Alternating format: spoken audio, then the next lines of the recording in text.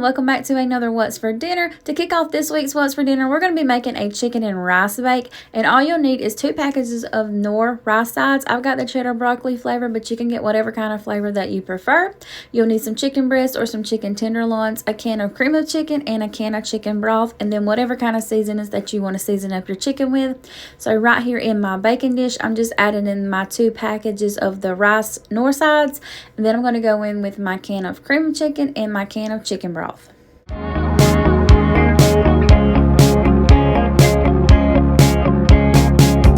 Pretty please, tell me that you think of me and that you're missing me, baby. You found my heart and set me free. And then here's how it looks once it's all dumped into your baking dish. And of course, you want to make sure you get that all good and mixed up. And then this is how it will look once it is all good and mixed up. So now we're going to start adding in our chicken. So I've just got my chicken tenderloins right here on a cutting board, and I seasoned them up with some garlic powder, some onion powder, and some all-purpose seasoning. And then you're going to take them one by one and kind of submerge them in that rice mixture. You do want to make sure that they're almost covered up, just so that they're not getting dried out. They cook better in that liquid. And then we're just going to pop this in the oven on 350 degrees for about 35 minutes, give or take. Depends on how thick of chicken you're cooking in yours. This dinner is perfect for a busy weeknight, just because you can mix everything up and put it in this baking dish and pop it in the oven and go on about your business and just kind of do some other things that you need to get done for that day.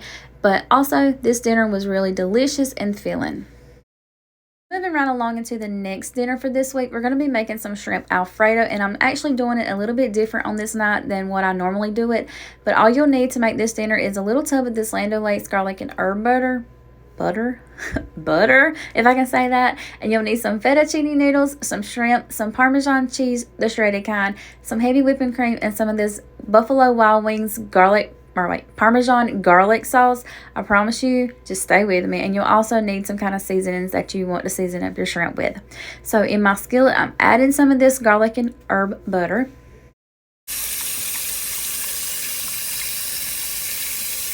I also have my skillet cooking on low-medium heat, and then I just rinsed the shrimp off and I took the tails off of them, and then I throw them into my cast iron skillet with the butter, and now I'm just going to season them up. Like I said, you can use whatever kind of seasonings that you prefer, but I throw on some garlic powder, some onion powder, and some blackening seasoning. Also, I like to cook my shrimp on low-medium heat just so that I can make sure they don't overcook and get kind of like rubbery. So once those shrimp were done cooking, I turned the burner off. I turned the heat off of it. And now we're going to add in this heavy whipping cream, this shredded up Parmesan cheese, and that Buffalo Wild Wings Parmesan garlic sauce. And y'all, I didn't measure the heavy whipping cream. I just kind of poured until my heart was content.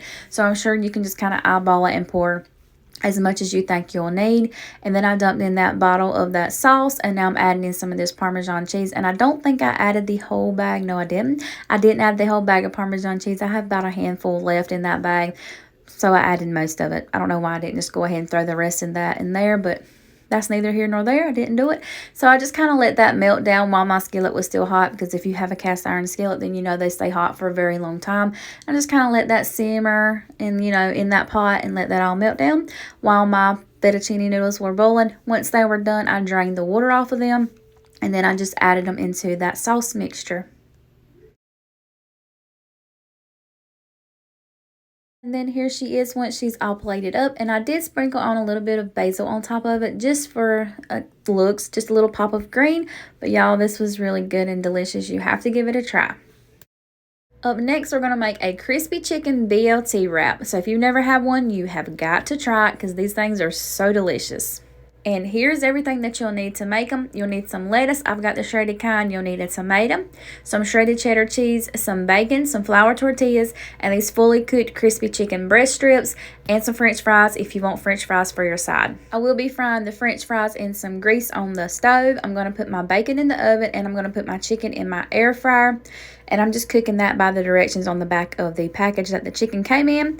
And then for my bacon, I'm going to line my bacon pan with some aluminum foil. It just makes clean up a lot easier. I'm going to put that in the oven and cook that on 350 for about 30 minutes, give or take. I don't really want my bacon super crispy, but if you do want your bacon crispy, you might want to cook it for a little bit longer. So once my bacon was done and, to my liking, I'm going to remove it from the oven. And I'm also going to remove it from that bacon pan. just so that I can dry up some of that grease off of it so it's not super greasy. Every fantasy, now I'm ready, 'cause I know it's true. When I look in your eyes of blue, that you want me. And then once the fries were all done and crispy, I just removed them from my pan with that grease in there, and I put them on a plate with a napkin as well, just so that I could soak up some of the grease off of them.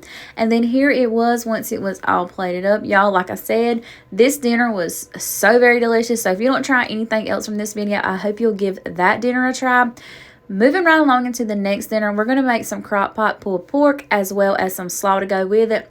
So I've got 2 small little pork tenderloins in the crock pot, and we're going to season them up with the seasonings that you see right here on the screen. And if you've never tried that hot for peacher, I thought it was hot for peaches, but anyway, hot for peacher seasoning, it is so delicious, and I like to put that on anything that's going to have like that smoky flavor, because the peach is like smoky but with a little sweet like hint at the end. So like I said, got my pork tenderloins in the crock pot, and I seasoned them up, and then I did add some water in there just to make sure that my house don't burn down or anything. And then I'm going to shred those up once they were done. And I did cook that on low for about 8 hours. As you can see, it was super tender. I'm just pulling it right apart with those little tongs. And then once I had it all pulled apart, I dumped in a bottle of barbecue sauce, mixed that up as well. And then here's how it looked once it was all mixed up. And to make the slaw, you'll need a package of this tricolor coleslaw, and I got it from Walmart. A little bit of apple cider vinegar, some mayonnaise, and about a half a cup of sugar. So I'm dumping all this coleslaw mixture into my bowl, and then I'm going to add my half a cup of sugar and mayonnaise, y'all. I don't really know exact measurements. I just kind of eyeball it, but I do add just a little bit to begin with, and then I add more at the end if I need it. And then I just fill up a little cap full of that apple cider vinegar and dump that in there, mix all that up, and then I also will go back in there with some salt and pepper, and then I just kind of taste test it, and if I need anything else, I'll add to that. But that's all I do to make my slaw. Now, normally I would be shredding up some cabbage and some carrots for forever, but one day I just decided, I was being lazy, that I was going to try this already prepackaged kind, and it tastes just as good, so that's what I've been doing ever since. But here's my slaw once it was all mixed up, and I just served my barbecue on a bun, and then I had the slaw on the side. But y'all, that's it for this week's What's for Dinner. I hope you all enjoyed it. If you did, please don't forget to leave me a thumbs up and subscribe if you're not already, and I will catch you all in the very next one. Bye, y'all. I just wanna put my hands on tight, dance with you all night, move to my favorite song.